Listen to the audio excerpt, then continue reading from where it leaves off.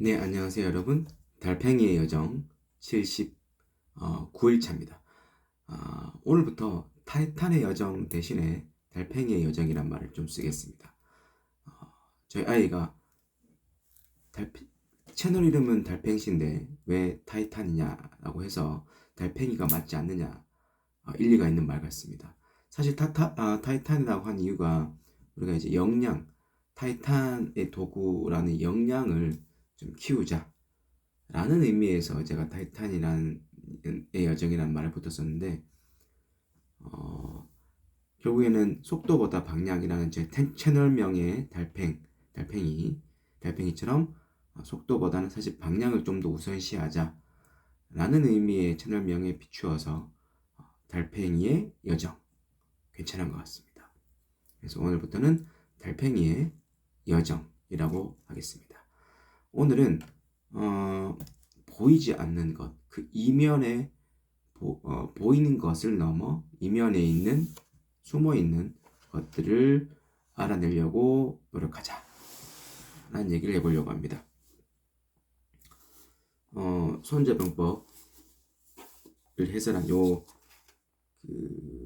임용환 작가님이 엮으신 요 책에 이런 얘기가 나옵니다. 9에서 10세기경에 바이킹 들어보셨죠? 바이킹이라는 서유럽이나 국가들이 바이킹의 약탈로 되게 골머리를 앓았다고 합니다. 전투력은 이들 국가보다 훨씬 바이킹이 4배에서 10배가량 앞섰기 때문에 사실 약탈을 하러 오면 네, 힘들었죠. 막아내기가 힘들었고, 심지어는 그 요새 지역에 되게 잘 방어할 수 있는 요새 지역에 있더라도 장기간 결투를 하게 되면 결국 항복할 수밖에 없는 그런 시기였다고 합니다. 그래서 갖가지 방법으로 이 바이킹들에게 금은 보화를 줘서 돌려 보내면 그게 오히려 다른 바이킹족들이 하나만 있는 게 아니니까 그 다른 바이킹 부족들이 또 그걸 보고 또 약탈을 해야 되겠다, 하러 가야 되겠다, 그럼 또 그 많은 보화를 줄 거니까, 그래서 다른 바이킹족들의 더 동기부여를 하게 만드는, 그래서 더 악순환이 되는 그런 시기였다고 합니다. 이런 시기에 프랑스의 샤를 3세 이 왕은 다른 방법을 썼다고 하거든요. 그래서 이렇게 얘기를 합니다. 그들이 간절하게 원하는 것은 척박한 땅에서 위험한 해적으로 살아가는 삶을 그만두고 비옥한 땅에서 풍족하고 여유로운 삶을 누리는 것이었다. 유럽인들은 바이킹이라는 험악한 이미지 탓에 이들의 속마음을 잘 알아차리지 못했던 것 같다. 우리가 보통은 그 예민한 촉으로 사실 매일매일을 살아가기는 힘듭니다. 보통은 원래 유지해왔던 그 루틴대로 살아가고, 세상을 바라보는 것들도 남들이 그렇게 바라보면 네, 그렇게 바라보는 대로 사는 게 사실 뇌 건강에는 편합니다. 보통 사람들 그렇게 하죠. 그런데 우리가 그 세스 고닐이 말하는 린치핀이 되기 위해서는 남들과 다른 길로 가야, 경쟁을 피하는 다른 독특한 창의적인 방향으로 뭔가 가기 위해서는 사실 사업가의 그 예민한 날카로운 분석력 이 필요합니다. 최신석 교수님은 그걸 이제 사업가 같은 경우에는 어떤 조짐이란 단어를 쓰거든요.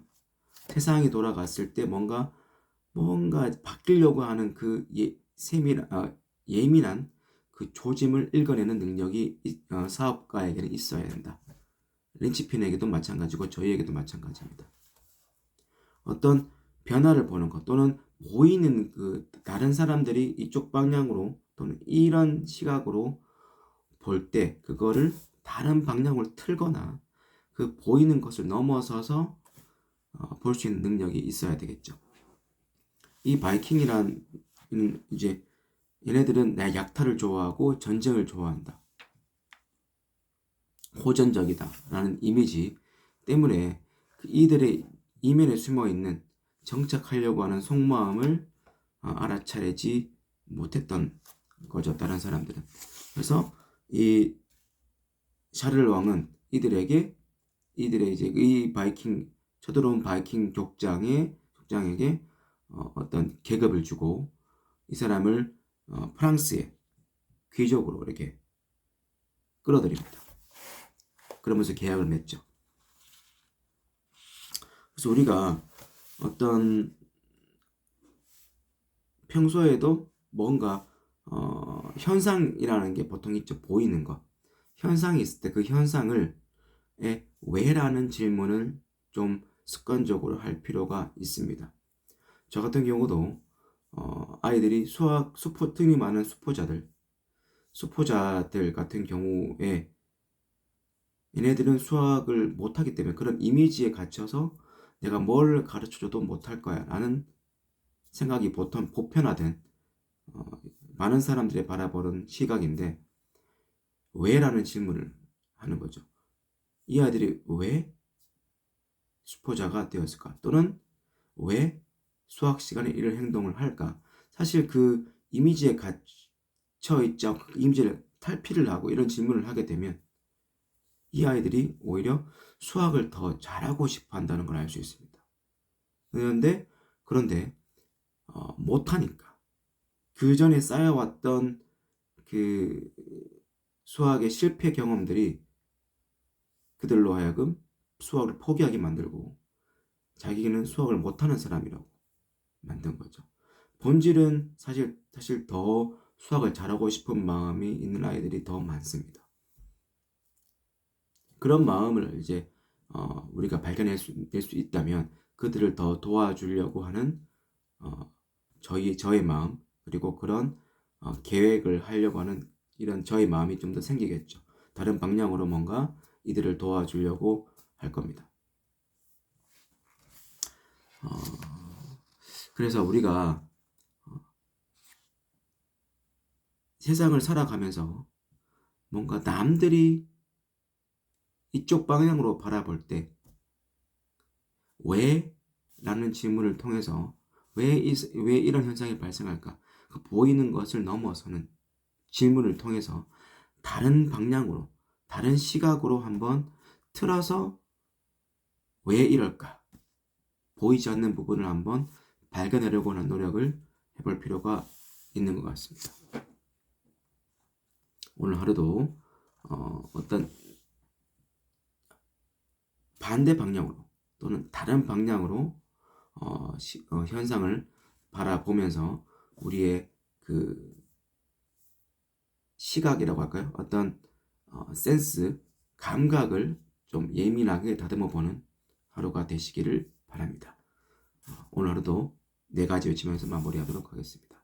이렇게 독서와 사색 그리고 질문, 왜라는 질문을 통해서 나의 예민한 감각을 키우고 나의 역량을 보이지 않는 것을 바라볼 수 있는 역량을 키우게 할 수 있어서 매일매일 감사하고 행복합니다.